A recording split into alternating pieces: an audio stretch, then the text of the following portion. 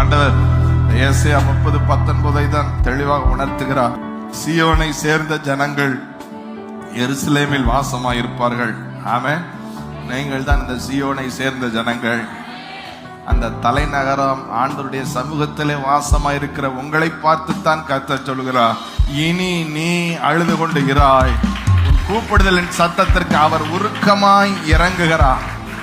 கர்த்தர் ஒரு வாழ்த்து செய்தியை அனுப்பும் பொழுது, ஆமென், அந்த வார்த்தையுடைய ஆற்றலை புரிந்தவர்கள் துள்ளுவார்கள்.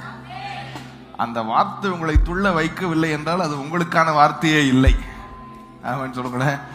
அந்த வார்த்தை உங்களை துள்ள வைக்கும். இந்த மரியாள் ஒரு வாழ்த்து செய்தியோடு எலிசபெத்தை வாழ்த்தும் பொழுது கருவறையில் உள்ள குழந்தை துள்ளுது. அப்படியே நான் சொல்கிறேன், இந்த கர்த்தர் பேசுகிற வார்த்தை உங்களுக்கானது என்றால் உங்கள் கருவறை கூட கர்த்தருடைய வல்லமை அனுபவிக்கும்.